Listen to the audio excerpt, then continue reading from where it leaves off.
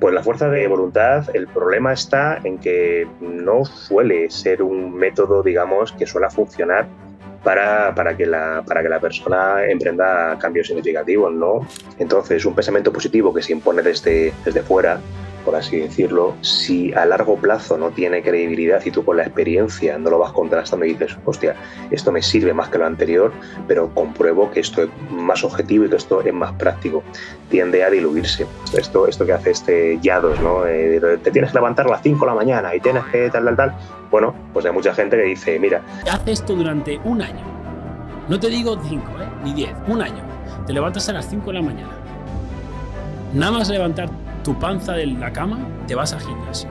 pues son mensajes tan simples, eso me genera una cierta seguridad, ¿no? Tengo un plan al que me agarro y tiro para adelante y me va muy bien, ¿no? Pero lo que decíamos antes, eso a un número de las personas, cuando pasa un tiempecito, pues le entra en crisis porque está comprobando que eso de levantarse a las 5 de la mañana, pues parece ser que no le ha hecho millonario, ¿no? Entonces se desmorona el castillo de naipes. En Engrama Psicología nos preocupamos por el rigor y luchamos contra la mala praxis en el sector. Es por ello que ofrecemos un servicio de terapia psicológica personalizado a las necesidades del consultante y basado en evidencia científica. Mándanos un mensaje al WhatsApp +34 641 040 262. Estaremos encantados de atenderte. Buenos días, ¿qué tal? Pues muchas gracias a Engrama por la oportunidad. Yo soy psicólogo general sanitario y bueno, trabajo en el ámbito de la clínica privada. Estoy especializado en terapia de pareja.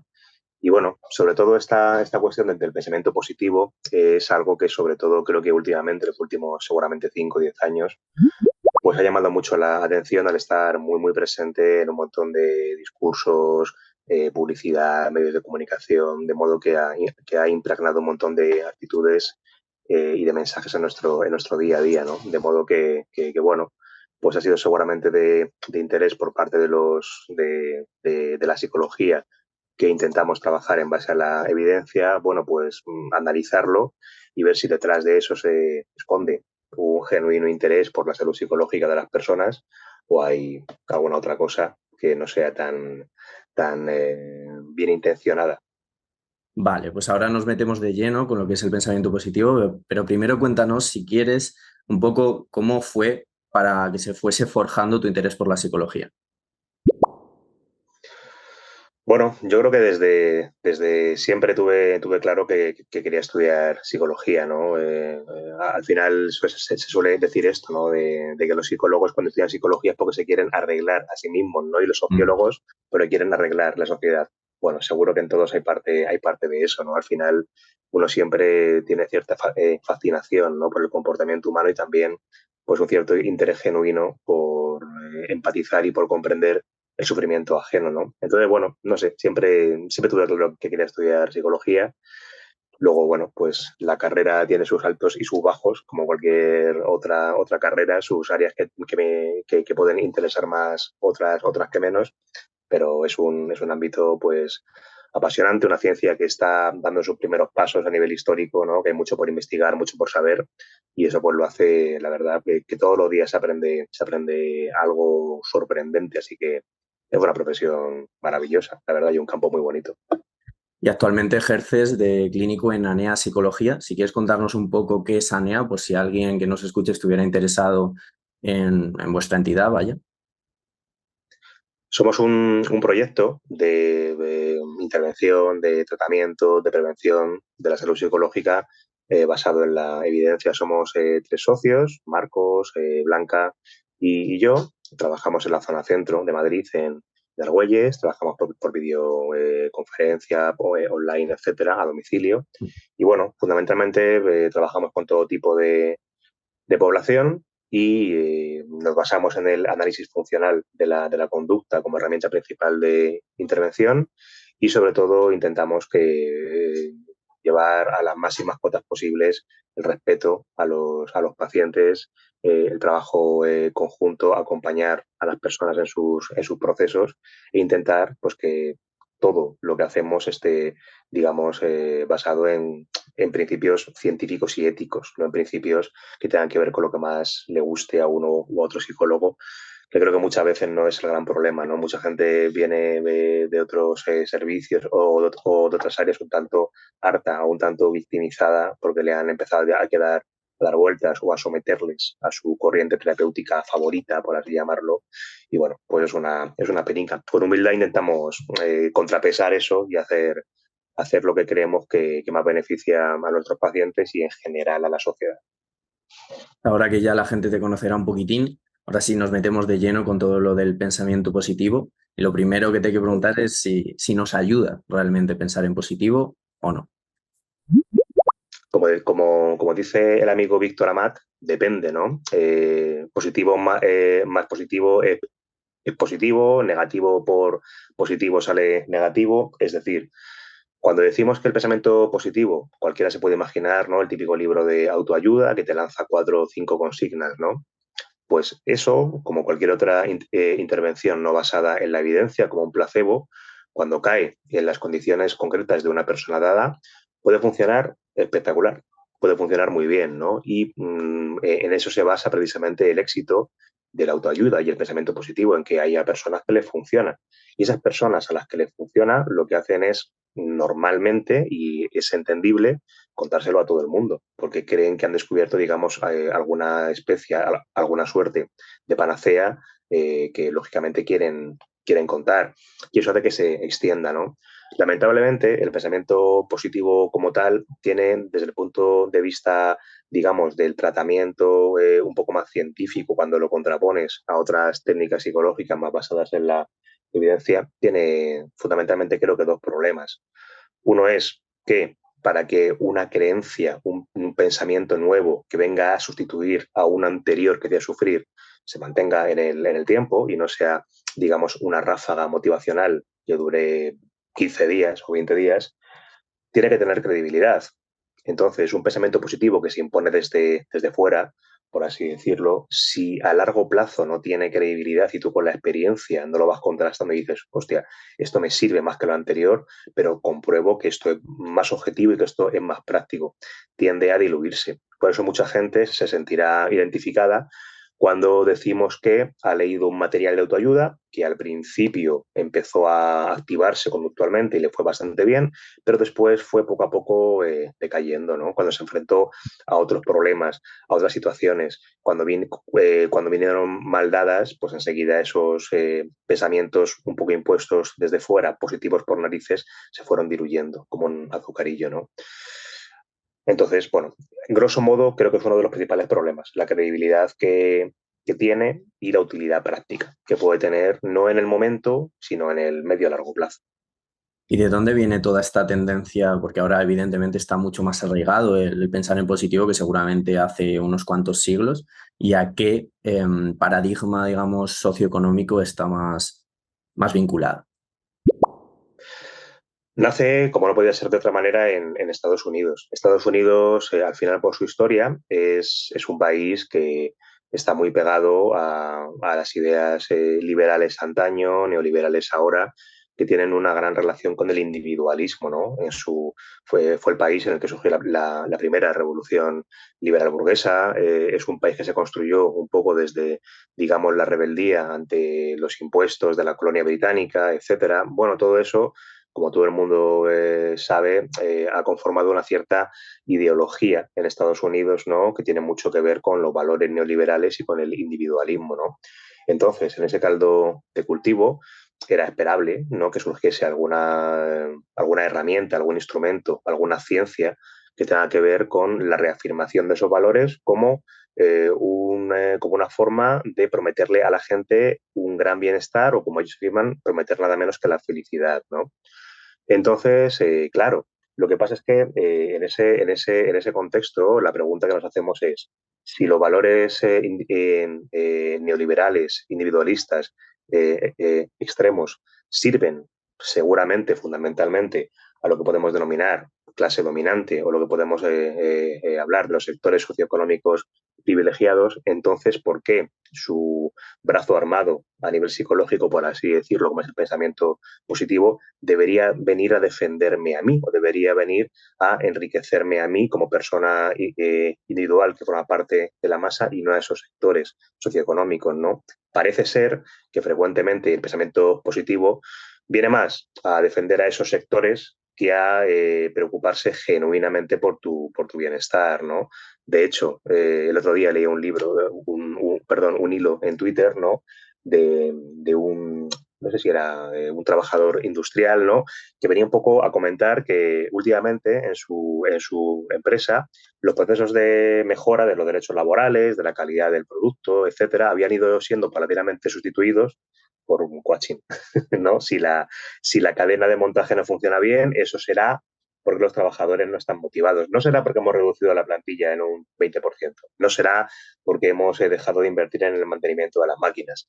Será porque los factores psicológicos individuales de los trabajadores son los responsables de que esto no funcione. Y esa es un poco una de las grandes trampas del pensamiento positivo, ¿no? Generar, digamos, echar la responsabilidad o incluso culpabilizar al individuo no solo de lo bueno, que es la zanahoria, sino de lo malo, que es, digamos, la cara de la trampa que se esconde detrás. Con respecto al coaching que lo mencionas, ¿tú crees, bueno, cuál es tu opinión respecto a ello? O sea, ¿en todos los casos es una figura que debe extinguirse o puede ser una figura útil si la tomamos más como una especialización dentro de la psicología, si tuvieran evidentemente una formación en principios de aprendizaje, etcétera, etcétera, teniendo en cuenta sobre todo que, por desgracia, pues lo que es la psicología clínica u otras áreas, bueno, sobre todo la psicología clínica, está muy centrada en lo patológico y quizá se requiera de otra especialización para, por lo menos, bueno, no sé si se entiende. Como dice el amigo Ricardo, ¿no? Si a un chef le pones a hacer sándwich, te va a hacer los sándwiches bastante bien, ¿no? Es decir, cuando tú intervienes con una persona a nivel de análisis funcional, detectar qué es lo que le hace sufrir, detectar qué pensamientos están implicados, qué conductas lo mantienen, etcétera, eso puede estar perfectamente trabajando a un nivel subclínico. La persona no tiene por qué tener, digamos, un trastorno psicológico por embarcarse en ciertos comportamientos que le provocan sufrimiento o que le hacen no desarrollar X tarea con la eficacia que le gustaría, etc., etc., ¿no? Entonces, a nivel de trabajar ahí, no hay ninguna razón, creo, por la cual un psicólogo que trabaje en el ámbito clínico no pueda hacerlo a nivel subclínico, ¿no? El ejemplo este de hacer el cocido o hacer los sándwiches, ¿no? Entonces, una rama, por así decirlo, o una profesión específica de coaching como separada del psicólogo, bueno, sí, se puede departamentalizar, por así decirlo, no está mal, pero desde luego que las habilidades o los conocimientos que debería tener un coach, mejor dicho, para intervenir en asuntos subclínicos tampoco son tan diferentes de los que utiliza un psicólogo general sanitario, un psicólogo clínico, etcétera, para intervenir en asuntos de más enjundia clínica. Por tanto, la verdad es que la diferencia la veo más a nivel de que el coaching está interviniendo de manera diferente o está promulgando unos ciertos valores de tipo individualista extremo, lo típico de piensa positivo, lo típico de tú puedes, lo típico de supérate, dar recetas, dar digamos, mensajes estándar muy manidos a granel para todo el mundo, ¿no? Esto que hace Yados, ¿no? Te tienes que levantar a las 5 de la mañana y tienes que tal. Bueno, pues hay mucha gente que dice, mira, pues son mensajes tan simples, eso me genera una cierta seguridad, ¿no? Tengo un plan al que me agarro y tiro para adelante y me va muy bien, ¿no? Pero lo que decíamos antes, eso a un gran número de las personas, cuando pasa un tiempecito, pues le entra en crisis porque está comprobando que eso de levantarse a las 5 de la mañana, pues parece ser que no le ha hecho millonario, ¿no? Entonces se desmorona el castillo de naipes. Sí, al final el eslogan es muy manidos como el de todo depende de tu actitud y quiero entrar ahí. ¿Qué es la actitud desde la psicología? De una manera, el término más operativizado. Mira, yo pongo siempre un ejemplo muy claro, ¿no? De lo que es la actitud, ¿no?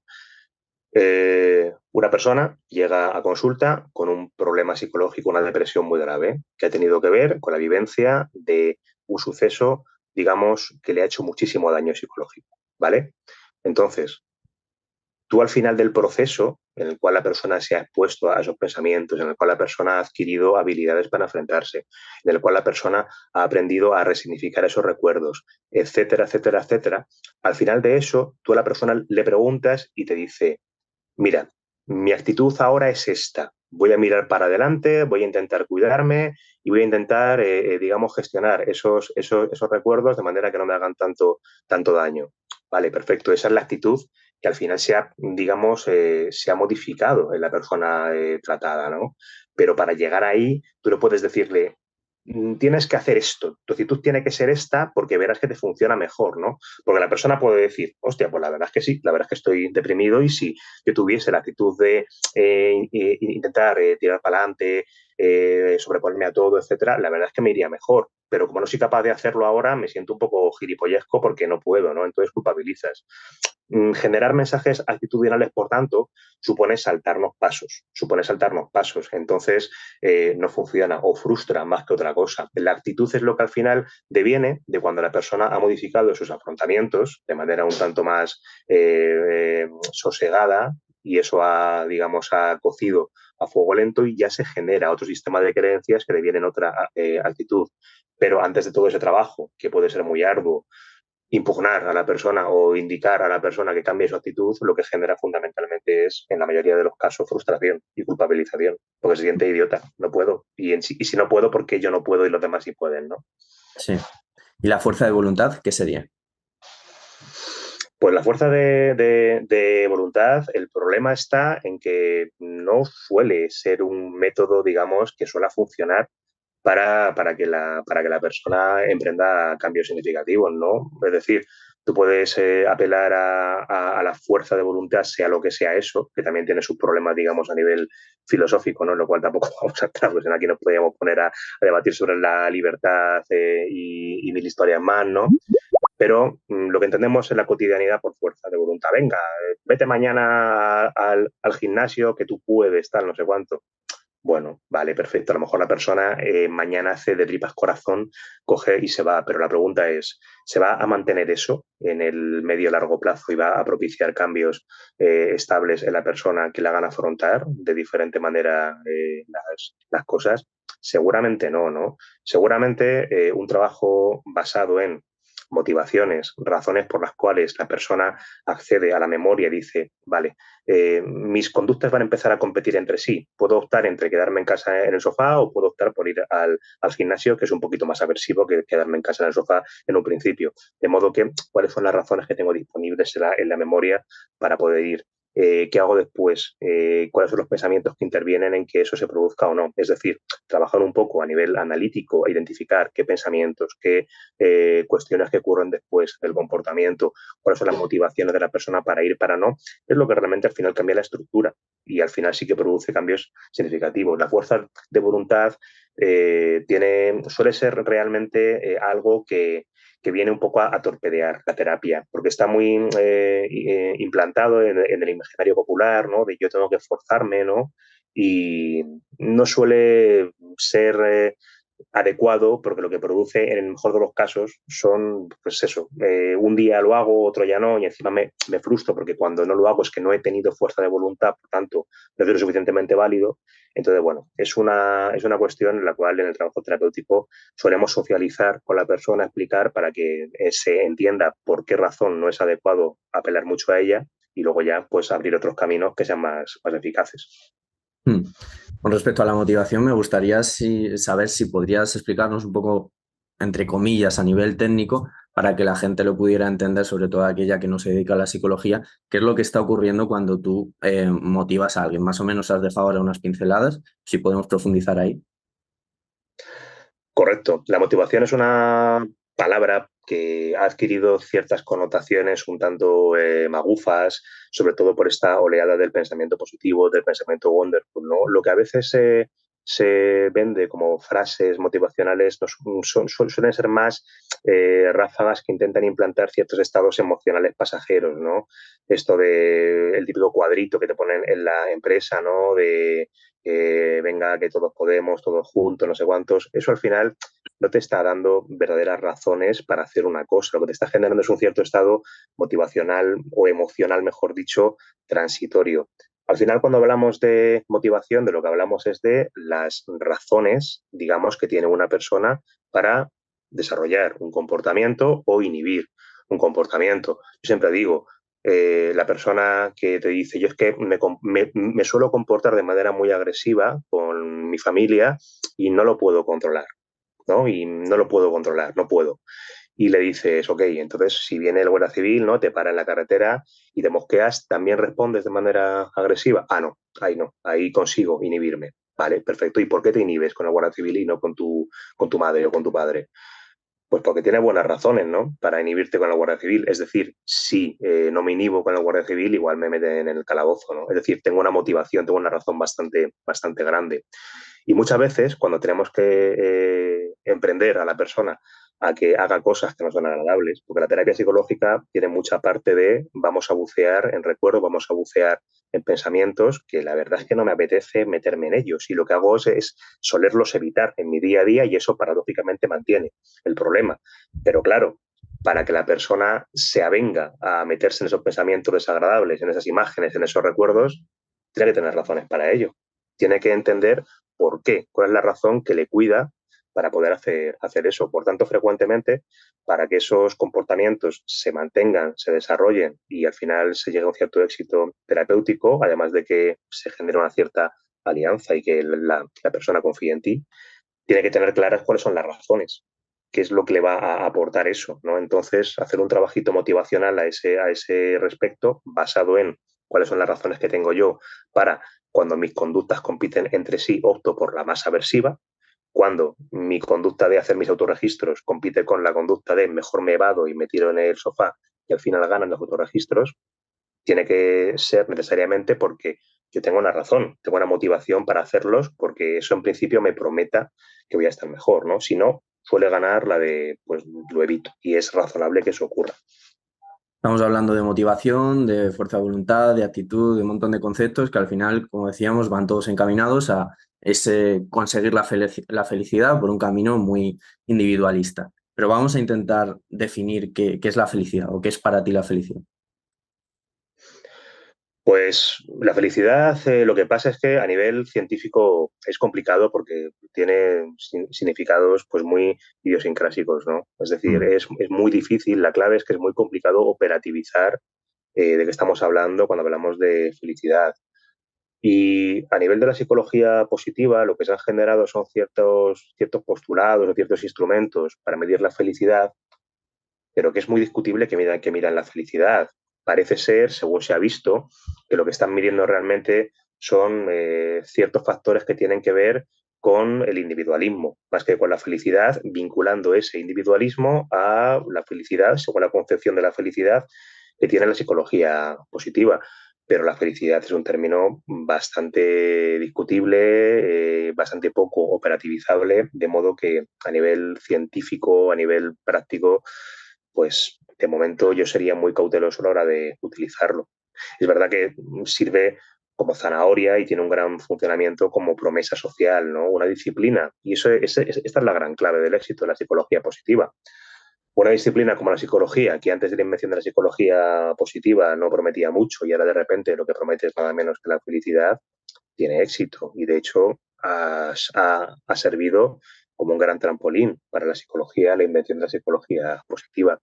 Lamentablemente no podemos hablar de felicidad ni de promesa de felicidad. Podríamos operativizarlo quizá en que, bueno, en que la persona tenga una adaptación mejor, goce de un bienestar subjetivo mayor tras una intervención de diversa índole, pero hablar en general de felicidad tiene muchos problemas. ¿Y para ti qué es personalmente la felicidad? Pues no lo sé, no lo sé. La verdad es que no suelo preguntármelo así porque al final no sé qué es la felicidad, qué es el amor, que son conceptos que cada uno pues tendrá su visión, ¿no? Seguramente cuando una persona se considera que es feliz, ¿no? A lo que se refiere es a tener un cierto nivel general de bienestar, pero también tiene que ver con una cierta habilidad, ¿no? Para tolerar las emociones desagradables, ¿no? Mm. Pero bueno, dicho mal y pronto. Entonces, bueno, pues solemos hablar más en terapia, pues de aspectos relacionados con bienestar enfocado a ciertas parcelas, o ahora cómo resuelves este problema, o ahora cómo te afrontas a esta cuestión, o ahora esta rumiación te viene más o te viene menos, ¿eso te hace sentir mejor? Sí, no, venga, perfecto, pero englobarlo todo en felicidad. De hecho, hay muchas veces que las personas te dicen, joder, si es que yo lo tengo todo para ser feliz, ¿no? Y no soy feliz, pero lo tengo todo, ¿no? Incluso que a veces genera cierta culpabilización, ¿no? O sea, debería ser feliz porque tengo los medios para serlo, pero no lo soy, ¿por qué, no? Entonces, Mm. bueno, problemático el término. ¿Crees que puede ser un factor protector el pertenecer a una sociedad más colectivista con respecto a los problemas psicológicos? Me refiero. Hay cierta controversia a ese respecto. Hay estudios de diverso signo. Los que han encontrado que la felicidad medida desde, digamos, la perspectiva de la psicología positiva es más elevada en las sociedades individualistas son precisamente los que han utilizado instrumentos que tienen que ver con esa concepción de la felicidad basada en el individualismo. Lo que sí que parece razonable, y otros estudios así lo apuntan, es que un cierto fortalecimiento de los lazos, de las relaciones sociales, ¿no? Al final el ser humano es un ser relacional fundamentalmente, ¿no?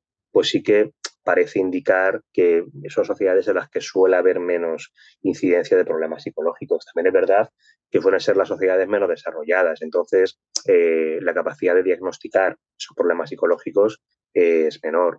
De modo que es un tema que es controvertido, seguramente. Lo que no cabe ninguna duda es que una persona que en general se encuentre o se perciba aislada, pues va a tener muchos factores de riesgo para desarrollar algún problema psicológico que al final cuando tú ves que una persona se encuentra conectada y se encuentra apegada a su entorno, sin duda alguna es un factor protector. Entonces, bueno, cabría inferir de eso que una sociedad con esos lazos más restablecidos podría ser una sociedad más amable. Pero la verdad es que creo que nos falta investigación de calidad a ese respecto. Mm. ¿Nos podrías ejemplificar un poco, grosso modo, un caso en consulta donde esté incidiendo negativamente pues, toda esta cultura del pensamiento positivo? Es súper habitual, es súper habitual. Mira, cuando una persona está sufriendo, lo que hace es intentar resolverlo. Primero, sola, evidentemente, ¿no? Porque al final uno es lo que le sale de dentro, intentar resolver sus problemas por sí mismo. Y cuando no puede, ya busca ayuda. Eso creo que todos lo hacemos, ¿no? ¿Qué pasa? Que es muy frecuente que muchas personas acudan a terapia psicológica tras haber buceado por el mundo de la autoayuda, ¿no? Y de ahí, pues, a veces se generan ciertos pensamientos que no ayudan, sino todo lo contrario en el proceso terapéutico. Lo más habitual es un cierto rechazo de las emociones desagradables. Esto es muy importante, ¿no? Parece que cuando aparece la tristeza, cuando aparece la ansiedad, se emprenden procesos compulsivos de me voy a desembarazar de esto ahora mismito, ¿no? Y eso frecuentemente es una mala cosa, porque al final lo que hace es que nos genera una relación con las emociones desagradables, que es de llevarnos mal con ellas. Y hay un problema, las emociones desagradables aparecen cuando ellas quieren y se van más o menos cuando ellas quieren y además son parte de la vida. Por tanto, carece de sentido establecer una relación de enemistad con las emociones desagradables. También he observado, ¿no? Como que son personas que tienden a pasar muy rápido, por esta misma razón de la evitación emocional, a pasar muy rápido a buscar la solución o a buscar la actitud o a buscar, digamos, la clave que me ayuda a estar bien y les cuesta pararse un poco en el proceso que tiene que ver con sostener las emociones, analizar los pensamientos desagradables, resignificarlos. Es decir, hay una cierta urgencia, ¿no? Al final también la psicología positiva, ¿no? Pues ha vinculado también un poco esa industria de la felicidad a algún tanto propio de una cadena de montaje, ¿no? De venga, vamos a estar bien, express, ¿no? A ver si nos podemos poner otra vez a producir y ser seres productivos, ¿no? También, por supuesto, ciertas ideas que tienen mucha vinculación con el individuo y poca vinculación con mi entorno, con mi contexto. Es decir, si yo estoy triste, no es porque no tenga trabajo, no tenga familia y esté hecho una pena a nivel social, sino porque yo me lo estoy provocando un poco, o yo no estoy afrontando como debería, o yo no estoy pensando como debería, mucha culpabilización, ¿no? Entonces, pues sí, es frecuente que cuando una persona antes de ir a terapia se pone a estos mensajes, pues esas cuestiones haya que pulirlas durante el proceso porque suelen operar como, digamos, debilidades, por así decirlo, de la persona en el proceso. Pues por mi parte esto ha sido básicamente todo, Dani. Te agradezco muchísimo el rato compartido. Animo a la gente a que si quiere contactar contigo, pues te tienen ciertas redes sociales, que si quieres ahora te dejo decir cuál es tu usuario. Y luego también te tienen en Anea, que ya has comentado un poquillo lo que es. Simplemente para terminar, me gustaría pues recordar a la audiencia que esto básicamente forma parte de un episodio divulgativo que hemos hecho para visibilizar el taller que grabamos hace ya unos meses contigo y que tenemos en nuestra plataforma online, que es básicamente sobre esto, pero en profundidad, mucho más desarrollado, sobre el tema de los peligros del pensamiento positivo. Entonces, para terminar, te quería preguntar a ti, ¿por qué puede ser interesante para la gente realizar este taller y sobre todo, pues, para quién va dirigido? Va dirigido para cualquiera que pueda estar interesado en la cuestión. Creo que los profesionales de la psicología lo pueden encontrar atractivo por el hecho de que presenta sobre todo presenta casos reales, los cuales hemos analizado, ¿no? Pues por qué ciertas creencias, pensamientos generadas por esta filosofía neoliberal, digamos, que impregna todo, cristalizada en el pensamiento positivo, pues opera a veces como una cierta resistencia de los pacientes al progreso terapéutico. Hablamos de cuestiones interesantes clínicas a ese respecto, cómo interfiere en los procesos de exposición, cómo interfiere en los procesos de moldeamiento verbal, ¿no? Entonces, para el profesional de la psicología es interesante, creo. Y luego para el público en general, pues al final fijaos que el pensamiento positivo es algo que está por todas partes, ¿no? De modo que creo que es muy interesante que podamos generar defensas ante eso que está tan permanentemente, a lo que estamos permanentemente expuestos, ¿no? Con el fin de generar una actitud un poquito más crítica y sobre todo que porque esto nos pasa, ¿no? Todos tenemos el típico cuñado, primo, etcétera, que está sufriendo y se pone a hacer cosas raras de autoayuda, etcétera, etcétera, y nos viene muy ilusionado. Mira lo que he descubierto, el libro de no sé quién que me está diciendo que haga no sé cuál. Bueno, pues seguramente tendremos ahí alguna herramienta o algún conocimiento más para poder echarle un cable, o tampoco a nadie nos libra, ¿no? Ser ese primo o ese cuñado en las propias carnes, experimentar ese sentimiento, ¿no? De modo que, bueno, que es interesante, creo, para todo el mundo y os animo a apuntaros. Me tenéis que aguantar ahí 10 horas 3 o 4 horas dando la charla, eso es lo malo del curso, pero bueno, yo creo que aún así puede merecer la pena. Yo estoy convencido de que sí. Con esto cerramos, pues, Dani. Muchas gracias. Gracias a vosotros. Un abrazo. Gracias por ver este vídeo, os dejamos por aquí un enlace a nuestra última formación y por aquí algunos vídeos que os pueden resultar de interés. Si estáis buscando ayuda psicológica, también podéis mirar en la descripción del vídeo donde encontraréis nuestra web y podréis solicitar asistencia terapéutica de un profesional confiable y que os ofrecerá ayuda psicológica basada en evidencia científica.